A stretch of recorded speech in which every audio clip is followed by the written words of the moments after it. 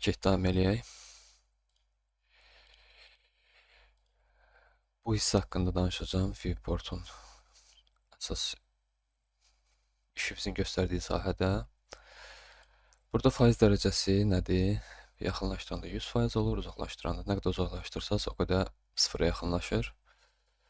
Bu da elementi yaxınlaşdırıb uzaqlaşdırma dərəcəsini göstərir. Fit eləyəndə gəlir həmin ölçüzə oturur. İndi bu daha da aşağıda ola bilər.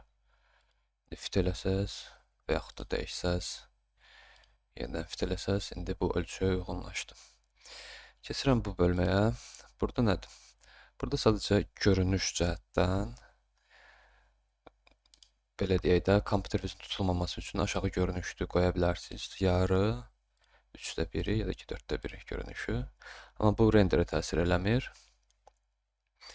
Yəni məsləhətdir ki, əgər kompüteriniz zəifdirsə, aşağı keyfiyyətdə işləyin.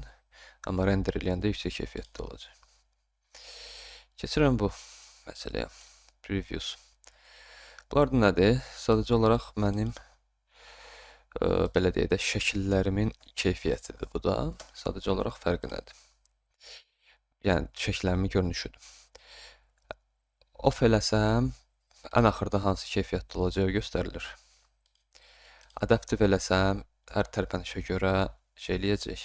Biraz tutulma yox, daha da pikselləşmə falan olur. İndi məndə şəkillər azdır və o qədər də yüksək keyfiyyət olmadığına görə belə göstərir.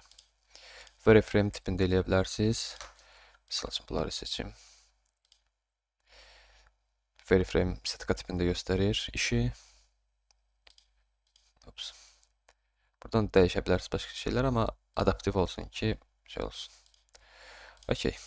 İndi mən digər şeyləri yığışdırım, keçirəm bu bölməyə. Bu da Photoshop'dakı kimi transparent eləməyi göstərir. Ümumiyyətlə də background yığışdırır ki, görəsiniz elementlərimiz artıq əskenəsi olsa. Keçirəm digər şeyə, alətə.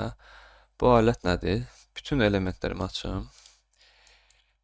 Bunu hotkey Ctrl-Shift-H-dır. Elementlərimi tutum görəcəksiniz.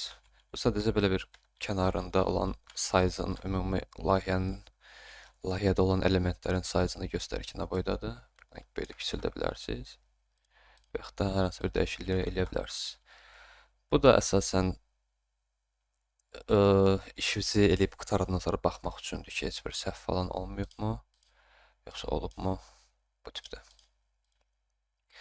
Keçirəm digərinə. Bu yadınızdaydısa, keçən dəfə göstərmişdim, keçən dərs. Buna basırıq. Hər hansısa seçirik ki, səhnəmiz bu ölçüdə olsun. Eləyəndən sonra da bir saniyə. Şey yadımdan çıxdı. Crop eləyirik. Crop eləyəndə səhnəmiz bu ölçüdə olacaq. İndi Ctrl-Z elədim, dala verdim. Ctrl-Shift-H-ı basıram ki, bu digər xəttlərim yığışdırılsın. Keçirəm grid-ə. Grid nədir? Gəlin, yığışdırım. Sadəcə bu olsun.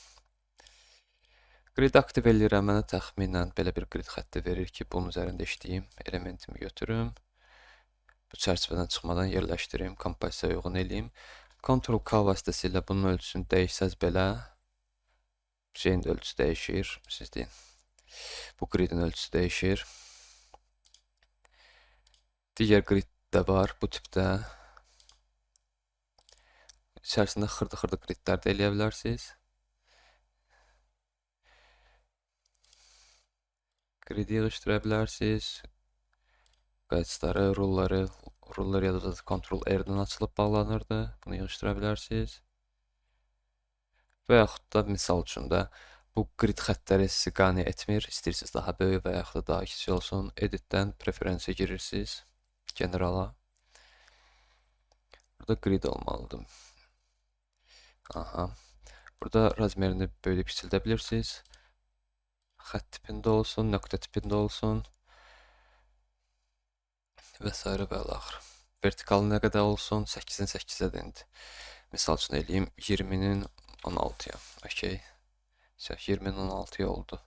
İstəsəz yenə də rəngini dəyişə bilərsiniz.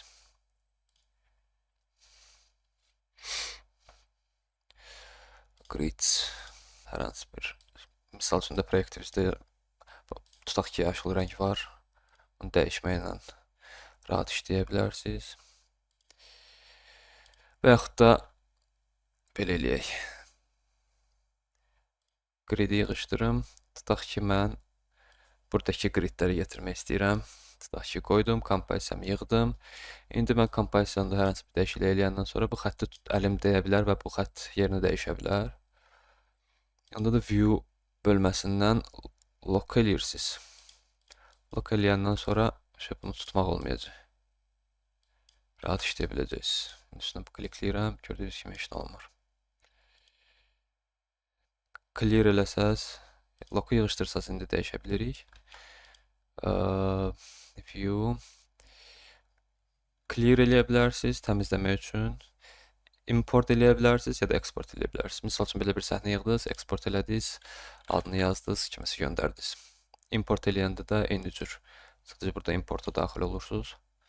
İndi mən clear eləyirəm, təmizləyirəm ki, heç bir grid xəttim qalmasın. Keçirəm bu hissəyə. Bu hissədə sadəcə RGB, red, qırmızı olan hissəni, qırmızını göstərmək, yaşılı, alfanı, colorize və s. və axır belə şeylər var. Bu isə mənim belə deyək də exposure'ımdır. Bunu istədiyim kimi dəyişə bilirəm. Resetləmək üçün də bunun üzərinə basıram. Gəlin exposure'ı başqa şeylə göstərim. Gəlin burada göstərim. Daha çox azaldıb çoxalda bilirəm və resetləyə bilirəm. İndi gəlin belə bir şey eləyək. Yox, belə eləməyək. Hər hansı bir video olsaydı daha yaxşı olardı, amma yox. Tutaq ki, mənim bir dənə elementim var. Bu element, misal üçün, bura gəlir, nə bileyim, falan frame'də çıxır gəlir bu hissəyə. Tutaq ki, belə bir animasyon var. Və eyni cür dala qayıtmalıdır da bu. Burada belə bir şey var. Bu əsasən nə üçündür? Timelapse tipində bir şeyin qurulması üçündür. Basıram üzərinə, səs çıxacaq indi. Və gətirirəm filan saniyəyə. Və burada bu aktiv olundu. Bunun üzərinə basanda göstərir ki, bu elementin pozisiyası hardaydı. Bu da nə üçündür? Misal üçün. Gətirirəm bura kimi və misal üçün gətirirəm bura kimi. Bunu götürürəm, dartıram bu hissəyə. İndi bunun üzərinə basıram, görürəm ki, biraz da sola getməlidir. Biraz da sola gətiririm. Biraz da. Biraz sağa getməlidir. Biraz da. Nəsə məntiq bundan ibarət. Bu da nəyə görədir? Yenə timelapse tipində, yəni belə deyək də, ardıcıl tipində olan animasiyanın keyframe'ini tapmaq. Bunu belə də eləmək olar və yaxud da başqa üsulla da bu hissəsini kopyalayıb gətirib bu hissəsini Ctrl-V eləmək də olar. Amma bayaq bu göstərdiyim isə çox lazım olur. Misal üçün. Okey, gördüyünüz bu timeline'dır.